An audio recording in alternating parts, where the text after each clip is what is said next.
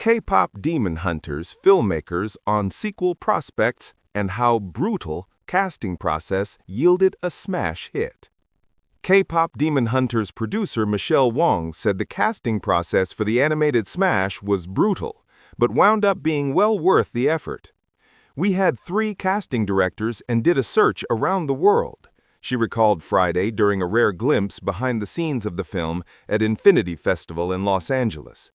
"What was challenging for our movie was that we obviously wanted all of our talent to be Korean. We wanted them to be bilingual and we wanted them to sing, and that just doesn't happen." The performances ultimately captured on the film's soundtrack helped propel the Sony Pictures animation title to the top of the all-time Netflix movie chart and turn it into a cultural juggernaut. It was past the 11th hour when the 3 lead roles were cast, Wong and 2 colleagues recalled during the panel. Final voice recording wrapped early this year ahead of the film's August premiere. "People say, 'Oh, I can sing,' but when you hear our songs, not at that level. Our songs are a mix of musical theater and pop. Cast members," she added, "need to be able to sing in emotional ways." The filmmakers were also getting pressure from the studios, Wong said of Sony and Netflix, who thought that we needed name talent. But we do have name talent. Ray Amy, EJ, and Audrey Nuna are the singing voices of Zoni, Rumi, and Mira, respectively. Ji Young-yu, Arden Cho, and Mei Hong voice the characters' spoken dialogue. While the lead singers are on the rise and were less globally known before the film's success, the cast also included An Hyo-sup and Lee Bong-hun, who together brought decades of experience and followers to the project. Wong said the 3 actors were never together during production, recording their parts individually.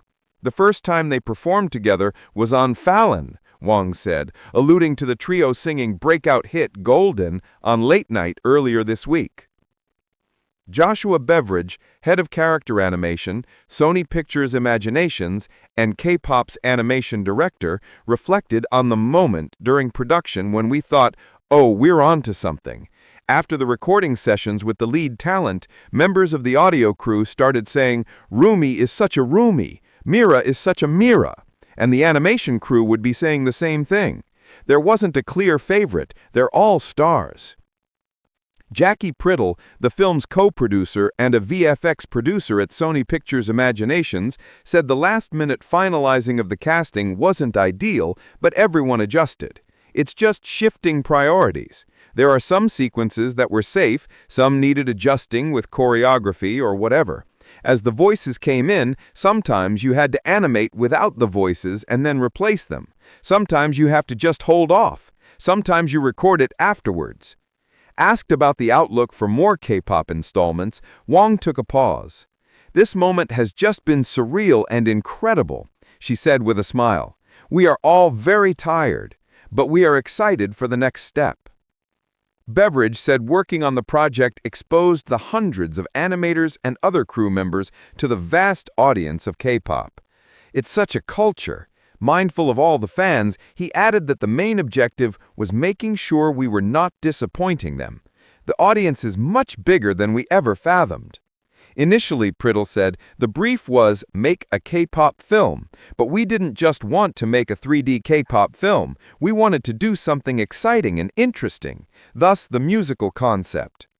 Technology enabled the film to make bold choices, particularly during the film's many song and dance numbers.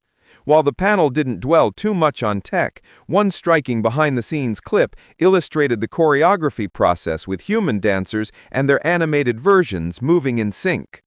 "You can't predict this stuff at all," Beveridge said, of AI and other tools now at animators' disposal. "If you put new tech in artists' hands, you're going to get surprises."